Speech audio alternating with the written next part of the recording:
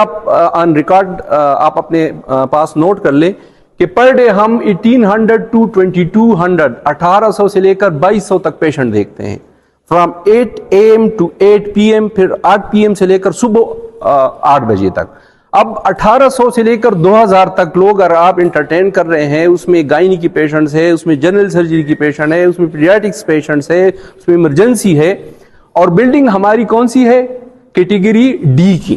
یہ ہاسپٹل آپ کو، میں تو بیسیکلی بٹخیلہ سے بلانگ کرتا ہوں، یہ ہاسپٹل آج سے تقریباً میرے خیال سے 20 سے 25 سال پہلے بنا ہوا ہے، اور یہ اس وقت کیٹیگری ڈی کے لیے، مطلب کیٹیگری ڈی کے ہاسپٹل حساب سے بنا تھا. اس کے بعد یہ کیٹیگری سی ہو گیا اور اب کیٹیگری بی. تو آپ لوگ کہیں گے کہ کیٹیگری بی تو ٹھیک ٹھاک بڑا ہاسپٹل ہوتا ہے، یہ بھی ہمارے جو ایم پی اے صاحب ہے مصور، اس کی کاوشوں سے یہ کیٹیگری بی، ادروائز یہ ابھی تک کیٹیگری سی ہوتا. اب یہ ٹیکنیکل ورڈ سے کچھ لوگوں کو شاید سمجھ آ جائے، نان اے ڈی پی میں یہ کیٹیگری بی ہوا ہے. نان اے ڈی پی کا مطلب یہ ہے کہ بلڈنگ یہی ہوگی لیکن اس کا جو سٹیٹس ہوگا وہ کیٹیگری بی کا ہوگا. ادروائز کیٹیگری بی کا جو بلڈنگ ہوتا ہے وہ بہت بڑا ہوتا ہے.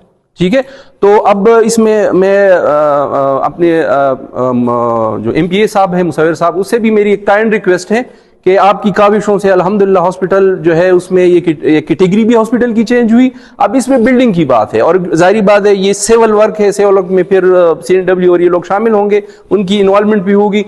چھوٹا بلڈنگ ہے، روزانہ 1800 سے 22 لوگوں کا آنا، روزانہ سرجریز ہونا، صحت کارڈ کا فعال ہونا، لیبر روم کا رن ہونا، ایمرجنسی میں سے 200 سے 300 مریض روزانہ دیکھنا. آپ خود سوچ لیں، اور ہمارے پاس کل سٹاف ڈاکٹرز کی ہے وہ 52 ہے، اور پورے جو تحصیل درگئی ہے ان کا جو ہے آبادی وہ 4 لاکھ، آئی تھنک 4 لاکھ یا 3.5 4 لاکھ. اور اس میں وہ جو ہمارے ایڈجسٹنٹ ڈسٹرکٹ ہے لائک مردان، لائک چارسدہ، وہاں کے لوگ بھی آتے ہیں. بیزوخر کے ہمارے زیادہ سے مریض جو ہے وہ ڈسٹرکٹ مردان بیزوخر کے سے آتے ہیں، اور آپ صحت کے معاملے میں کسی کو یہ نہیں کہہ سکتے کہ آپ مردان ڈسٹرکٹ سے آپ نہیں آئے. تو یہ ایک اوپن ہاسپٹل ہے، چھوٹا ہاسپٹل ہے، بہت زیادہ لوڈ ہے. آپ کی بات میں بجا یہ بالکل ٹھیک ہے کہ جگہ نہیں ہے، لیکن اس میں انشاءاللہ جب یہ اے ڈی پی میں یہ اپروو ہوگا، بلڈنگ اس کی بڑی ہو جائے گی، تو انشاءاللہ اس حساب سے ہمارا بجٹ بھی اچھا ہو جائے گا. لیٹنے کے لیے میرے تو اللہ سے یہ خواہش ہے کہ یہ ایک ٹیچنگ ہاسپٹل بن جائے، جس طرح آپ خیبر ٹیچنگ ہاسپٹل ہے.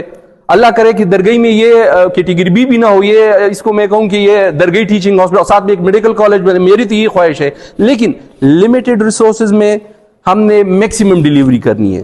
اگر آپ کا کوئی، جس طرح آپ نے کہا نا کہ جگہ لیٹنے کی جگہ تھی، ویلڈ پوائنٹ ہے، لیکن اگر آپ مجھے یہ کہتے کہ آپ کو ڈاکٹر نہیں تھا تو پھر میں کہتا کہ اس میں ابھی ایکشن لوں گا کہ یہ میرے ڈومین میں آتا ہے. اگر آپ مجھے یہ کہیں کہ جی بجلی نہیں تھی تو یہ ظاہری بات یہ میرے ڈومین، اس میں مجھے ایکشن لینا چاہیے. لیکن کچھ چیزیں ایسی ہے جو پروونشنل گورنمنٹ کی سطح پہ ہوتی ہے، جو اے سی صاحب کی اور ڈی سی صاحب کی لیول کی بھی نہیں ہے، ایون ایم ایس کو چھوڑ دے ڈی سی صاحب کی لیول کی بھی نہیں ہے. تو اس میں آپ تھوڑا سا صبر کا مظاہرہ کریں. انشاءاللہ اس میں مصور صاحب جو ہے وہ بھرپور اپنا ایک پازیٹیو رول پلے کر رہا ہے، اور ہم آپ لوگوں کو یہ خوشخبری دیں گے کہ category B A D P میں اپروو ہو گیا. ہمارے پاس زمین بہت زیادہ ہے، اس کو ہم انشاءاللہ ایکسٹینڈ کریں گے. نرسنگ کالج کا ہمارا وہ ہے پلان ہے کہ ہم درگئی اسپتال کے بیک سائڈ پہ ایک نرسنگ کالج بنائے، ساتھ میں ڈاکٹروں کی، نرس کے لیے رہنے کی جگہ بھی بنائے. انشاءاللہ ود ان دس یہ مطلب گورنمنٹ جو ہے یہ ڈیڈیکیٹڈ ہے. میں اس میں ایک پازیٹیو وہ ایک گلو دیکھ رہا ہوں کہ انشاءاللہ اسی گورنمنٹ میں ہماری درگئی اسپتال کا مستقبل چینج ہوگا.